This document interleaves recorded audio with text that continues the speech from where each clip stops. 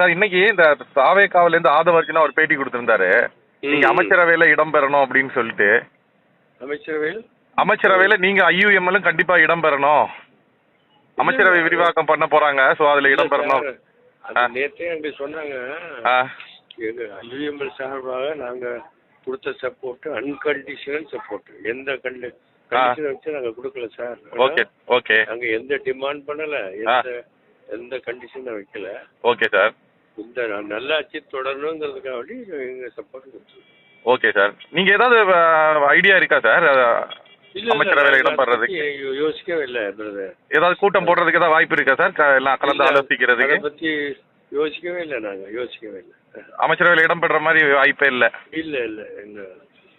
Okay sir. Okay. நல்ல எண்ணத்துல அவங்க கூப்பிடுறாங்க. நல்ல எண்ணத்துல அதுக்காக வேண்டி நன்றி சொல்லணும் நாங்க. ஆனா எங்க சப்போர்ட் வந்து எந்த கண்டிஷன்ல எந்த டிமாண்ட் கிடையாது.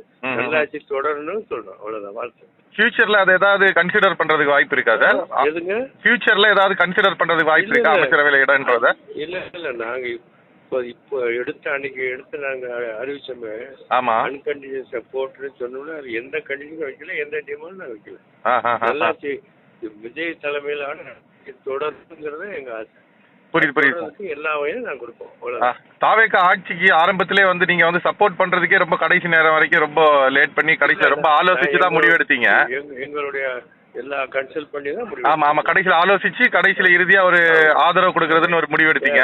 இது மாதிரி மந்திரி சேர்றது சேராம போற அதை பத்தி நாங்க யோசிக்கவும் இல்லை, டிசைட் பண்ணவும் இல்லை. இல்ல இனியாவது ஏதாவது உயர்மட்டமா இல்ல யாராவது கட்சி கூடுறதுக்கு ஏதாவது பேசுறதுக்கு வாய்ப்பு இருக்கா? இல்ல நாங்க பண்ணல. எதையும் பண்ணல. இனி அந்த நல்லாட்சி தொடர்றதுக்கு எங்க 2 பேரும் எப்போதும் துணையா இருப்பாங்க. அவ்வளவுதான்.